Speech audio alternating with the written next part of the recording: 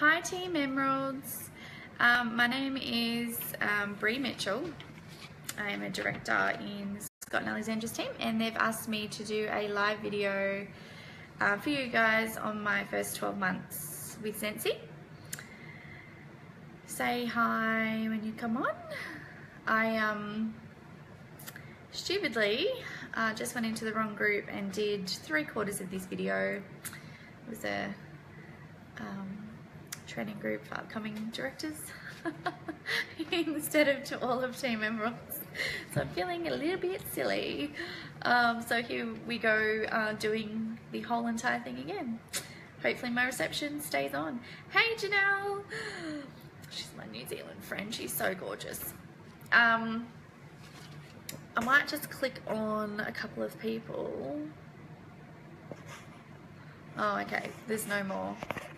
Doesn't allow me to. Oh, does it allow you to invite a group? Allow your viewers to request to join. Oh, I don't know how to do it. I'll just give up on that. All right, so yeah, so Scott just wanted me to talk about, you know, my first 12 months and then like what I've learnt in that time. So I started in December last year, so my anniversary is in about 2 days, I think. And I hit director by May, sometime in May. I was in the top 20 for the leadership incentive, which was the trip to New Orleans for leadership. Hey Julie, Julie's one of my teamies. I'm not going though because flights are crazy expensive in January from Australia, so unfortunately I miss out on that beautiful dinner with Heidi and Orville. Flight's like $3 grand. I'm just about to earn the level 4 incentive, but I'm not going on the cruise because we can't take the kids, so we're going to go to Disneyland instead. And I have 136 people in my team, unless anyone's put anybody on tonight. So that's kind of like a little summary of what's happened in the last 12 months.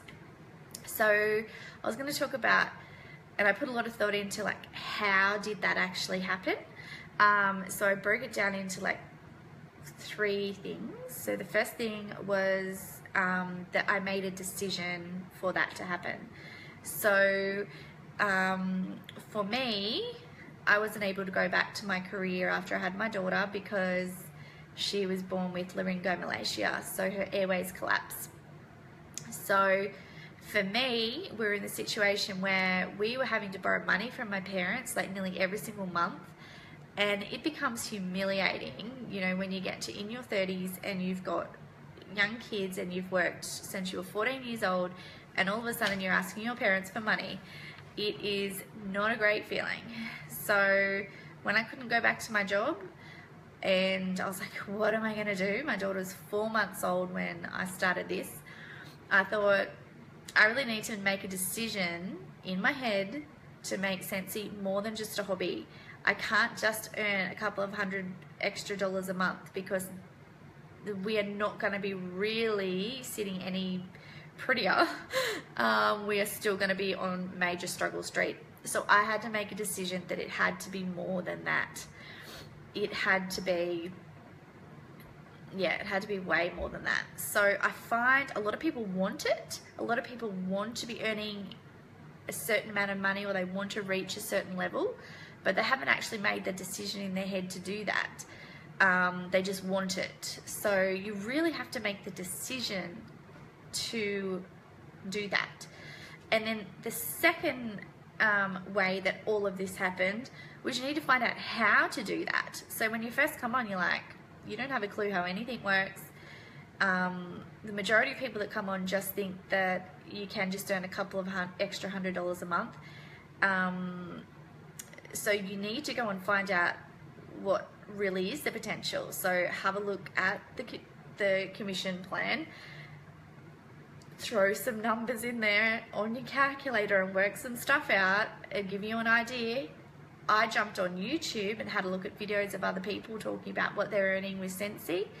I spoke initially to my sponsor Kirby and her sponsor Nathan about how to turn it from a hobby into something more, and they explained to me how that happens. After a little while, after I got to know Scott and Alexandra a little bit, I know I spoke to them as well, and have been continuing to speak to them since then about how that happens, how you turn it into something more than a hobby. And that is really crucial, because I think the majority of people that come on don't actually realize how much money you can earn with Scentsy. I don't think the majority of people would even have any clue at all. Yeah, so it can be really shocking when you find that out, but really motivating and inspiring, and you can really see that you can actually have a really fruitful business and career out of it. So you could be earning, you just need to make the decision what you want to earn. Basically, there is no limits on it, but you know, you want to become director, you could be earning, you know, at least $2,000. If you want to be more than that, you know, you could be, you know, a superstar director a couple of years in and be earning, I don't know, $20,000, $30,000, $40,000. Well, I do know, because I know that people earn that. So I don't earn that yet, but the keyword is yet. So everybody should be saying yet. Yeah, so you guys have to know that this can happen. So you need to find out how. Ask people how to do it.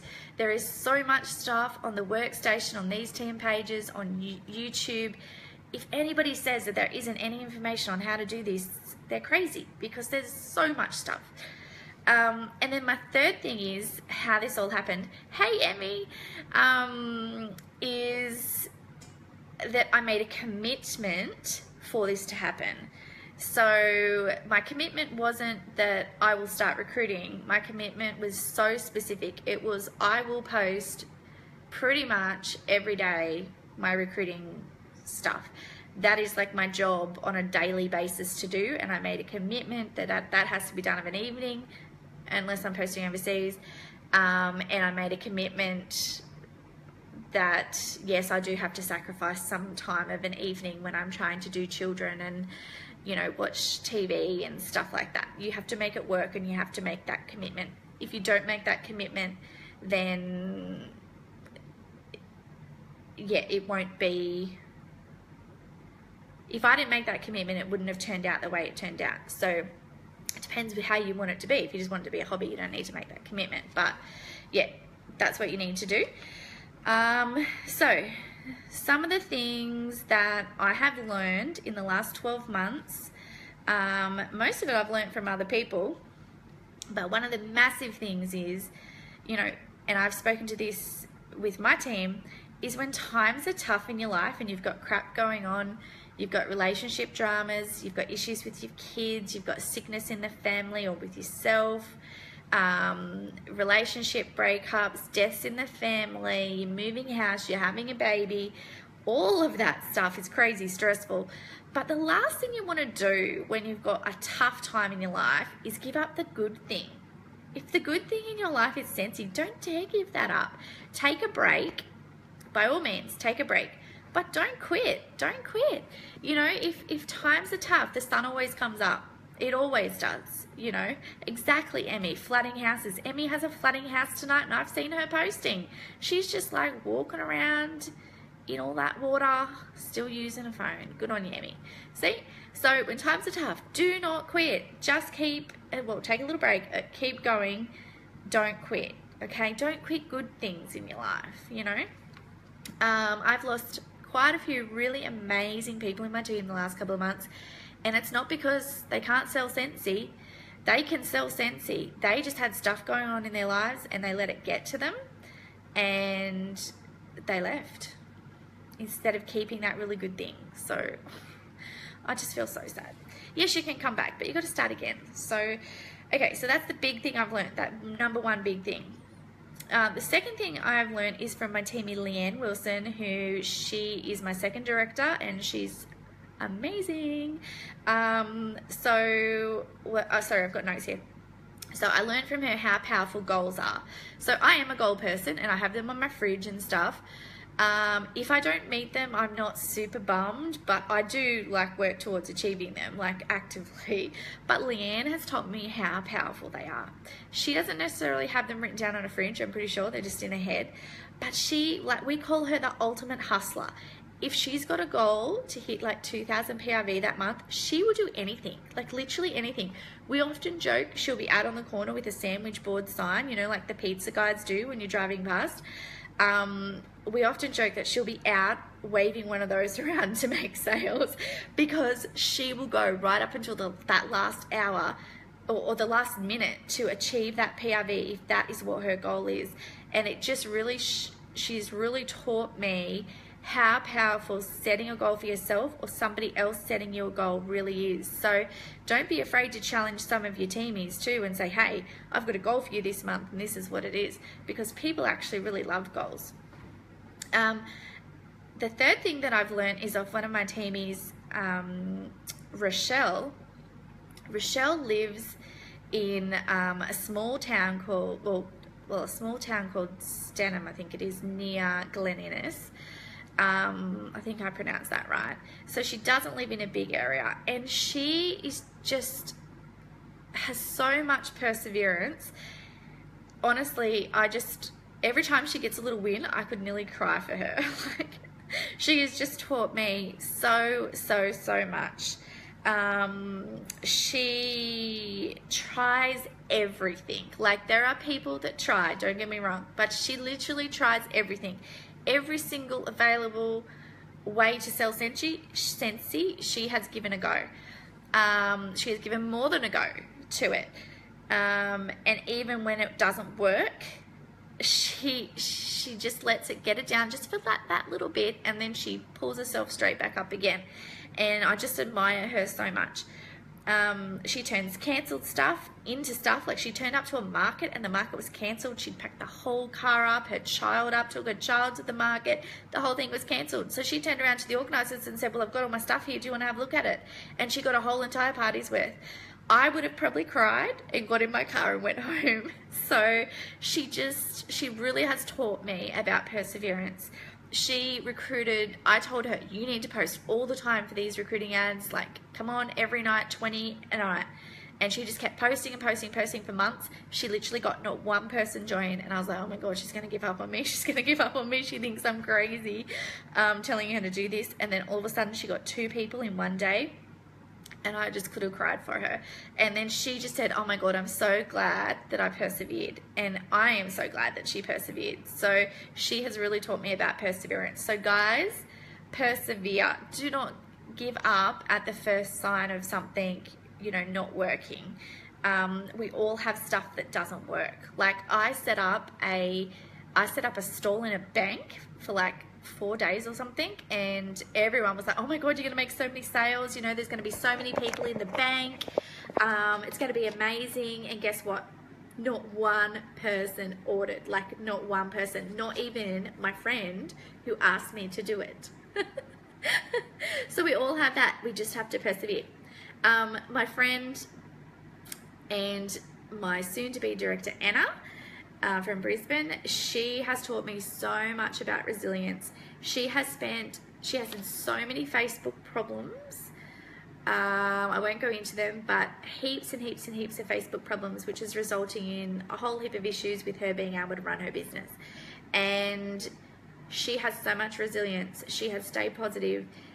Given every single thing that has happened to her, I would have expected her to not be able to achieve her 500 PRV and not be able to recruit pretty much anybody since probably June.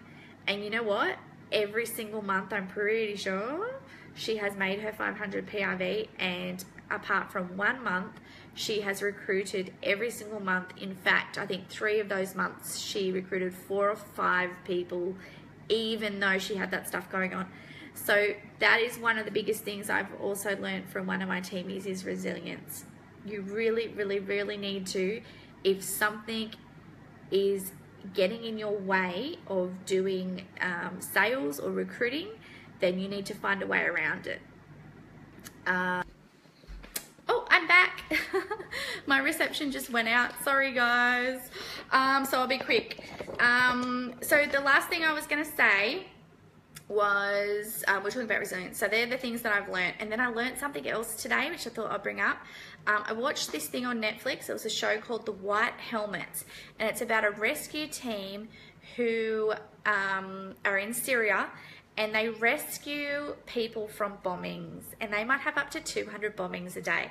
Now, these guys, I started thinking to myself, why do they do this? Like, obviously they're rescuing people, right? But what makes them actually turn up to work every day?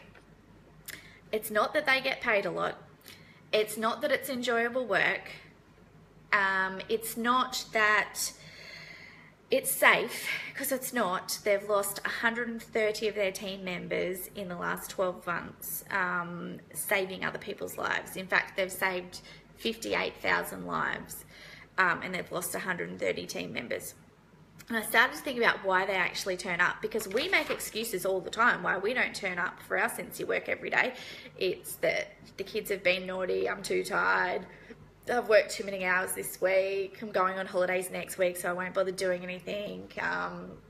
You know, the excuses we have is like a mile long, and they're all like not that great excuses. I know some of the ones I make up, and when I was watching this video, I was just like, now I feel really guilty. So what I've boiled it down to, how these guys wake up every day going and doing this crazy dangerous work in a situation that has no foreseeable positive outcome, is that they've got a sense of purpose.